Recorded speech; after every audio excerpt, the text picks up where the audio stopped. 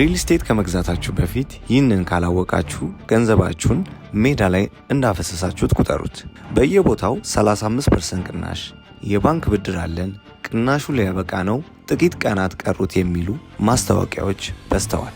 ነገር ግን ብዙዎቹ ከጀርባቸው ትልቅ ወጥመድ ይዘው ነው የሚመጡት።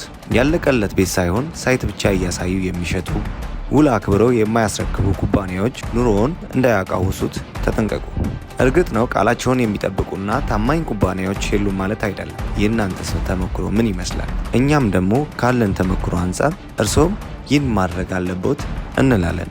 የመጀመሪያውና ዋነኛው ነገር የኩባንያውን ቀዳሚ ፕሮጀክቶች በአካል ሄደው ይጎብኙ። በሁለተኛ ደረጃ የባንክ ብድር ተፈቅዶ ያለቀ መሆኑ እንጂ ይፈቀዳል የሚል ተስፋ ብቻ አለመሆኑን ያረጋግጡ። ይህንን ደግሞ ሲያደርጉ ከአልሚ ወይም ደግሞ ከሪል ስቴቱ ማናጀር ወይም ሴልስ ጋር ሳይሆን በግል ወይም ከዘመዶ ጋር ሄደው ይህንን ነገር ያረጋግጡ። በሶስተኛ ደረጃ ዋነኛው ነገር ደግሞ ውል ከመፈረሙ በፊት በሕግ ባለሙያ ውሉን በሚገባ ያስመርምሩ።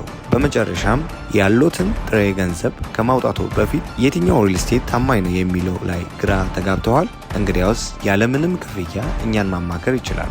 አሁኑኑ በውስጥ መስመር ኢንቦክስ መልእክት ይላኩልን ወይም በስልክ ቁጥራችን በ0972987781 ይደውሉ።